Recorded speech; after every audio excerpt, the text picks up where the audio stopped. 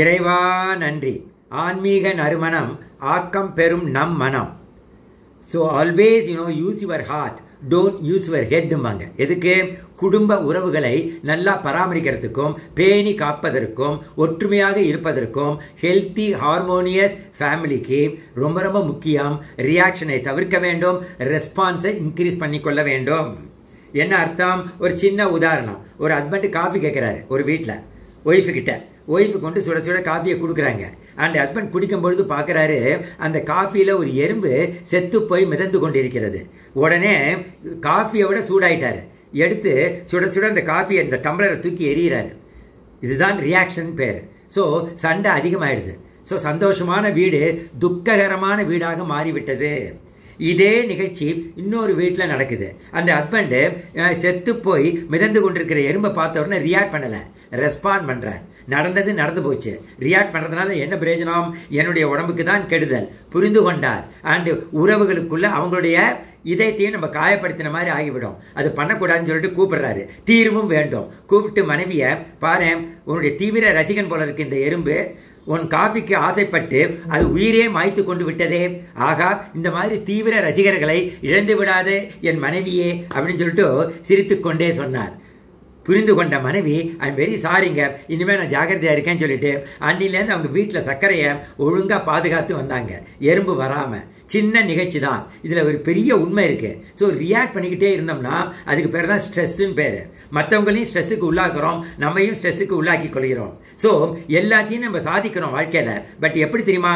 React பண்ணி சாதிக்கிறோம். குழந்தைகளை வளர்த்து பெரிய ஆளாக்குறோம், அண்ட் வீடு கட்டுறோம், அண்ட் பலவிதமான அச்சீவ்மெண்ட் நமக்கு வருது.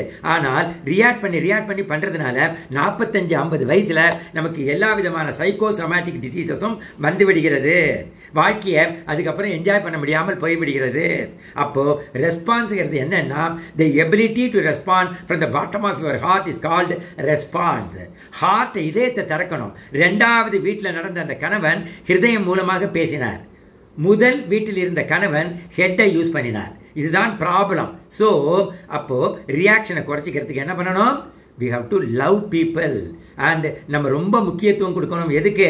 என்னுடைய ஹெல்த்துக்கு, என் குடும்பத்தில் உள்ள ஹெல்த்துக்கு அண்ட் உறவுகளுக்கு நான் ரொம்ப முக்கியத்துவம் கொடுக்க வேண்டும். Family is a divine assignment and அடிக்கடி நம்ம சொல்லுவோம் இல்லையா, அதுதான் முக்கியம். ஸோ அன்பு ஒன்றே ஆளும். சாவி கிட்ட ஒரு சுத்தியல் கேட்டது, நீ எப்படிப்பா ஈஸியாக எல்லா பெரிய பெரிய பூட்டை கூட திறந்துடுறேன்னு கேட்டது.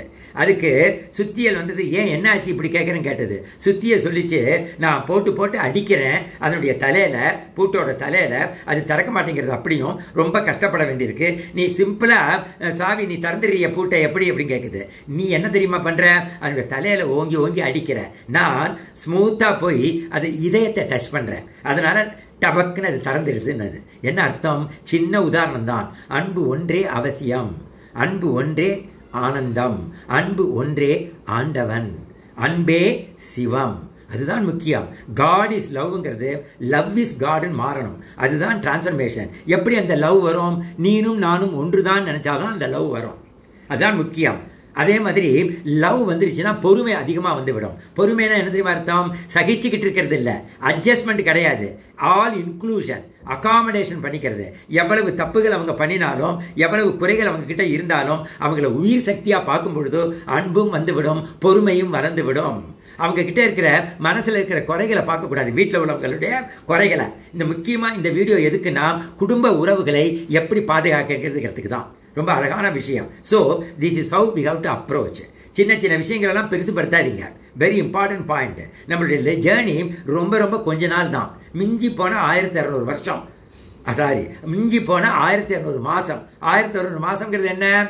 100 வருஷம் உங்களுக்கு கொடுத்தாச்சு, எல்லாருக்கும் கொடுத்தாச்சு. அதுக்கப்புறம் எல்லாரும் மறைஞ்சு தான் போக போகிறோம். ஸோ நம்ம ட்ராவலில் போய்கிட்டு இருக்கோம் ஃபேமிலியில் நல்ல உறவுகளோடு. ஸோ விட்டு கொடுத்து போக வேண்டும். அப்படிதான் ஒரு ஞானிக்கிட்ட எப்போ பாரு எங்களுக்குள்ளே சண்டை வருதுன்னு சொல்லிட்டு ஒரு கப்பல் போய் கேட்டாங்க. அந்த ஞானி சொன்னார், விட்டு கொடுத்து போக வேண்டியதானே என்ன? அது நீங்கள் ஈஸியாக சொல்லிட்டீங்க, அது எங்களுக்கும் தெரியும். முதல்ல யார் விட்டு கொடுக்கறதுன்னு தானே பிரச்சனை அப்படிங்கிறாரு சொல்கிறாங்க அவங்க. உடனே ஞானி விழுந்து சிரிக்கிறார். முதல்ல யார் தெரியுமா விட்டு கொடுப்பாங்க? யாருக்கு உண்மையான அன்பம், அண்ட் ஞானம் விஸ்டமும் இருக்கும், அவங்க சீக்கிரமாக விட்டு கொடுத்துருவாங்க, பெருசுப்படுத்தவே மாட்டாங்க. வாழ்க்கை வந்து ரொம்ப ரொம்ப அனித்தியமானது, கொஞ்ச நாள் டிராவல் இது, இதுக்கு எதுக்கு அனாவசியமான சண்டை, சின்ன சின்ன விஷயங்களுக்கெல்லாம் எதிர்க்கு அப்படின்னு சொல்லிட்டு விட்டு கொடுத்துருவாங்க. அதுதான் முக்கியமான விஷயம். ஸோ அன்பே உலகை ஆளும். அதான் love is God, love all serve all. அது அப்போ அதுலேருந்து தான் மெர்சி வருது, எம்பத்தி வருது, சிம்பத்தி வருது. லவ் இல்லாமல் எதுவுமே ஹெல்த்தியாகவும் ஆனந்தமாகவும் அமைதியாகவும் போகவே முடியாது. அதுக்காக அதை வளர்த்து கொள்ள வேண்டும். அன்பெல்லாம் நம்ம தான் வளர்த்துக்கணும். எப்படி? நீனும் நானும் ஒன்று தான். உன் மனசு வேறையாக இருக்கலாம், உன் எமோஷன் வேறையாக இருக்கலாம், உன் உருவம் வந்து பர்சனாலிட்டியில் வேற வேறையாக இருக்கலாம், உங்ககிட்ட பணம் நிறைய இருக்கலாம், உங்ககிட்ட அறிவு நிறைய இருக்கலாம், அதெல்லாம் வேற வேறையாக இருக்கலாம்.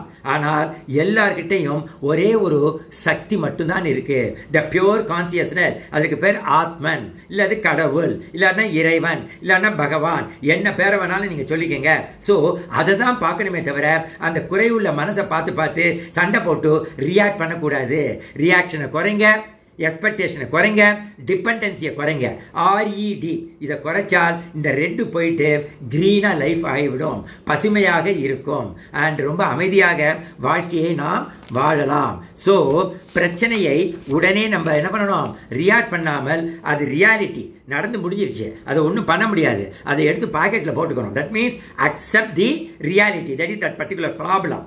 தென் என்ன ஆகும்? ஸோ வாட் நெக்ஸ்ட்ங்கிற அழகான அந்த ஆட்டிடியூட் வரும். அதனால் என்ன அடுத்தது என்னங்கிறது நம்ம புத்தியில் உதித்து விடும். உடனே என்ன பண்ணலாம்?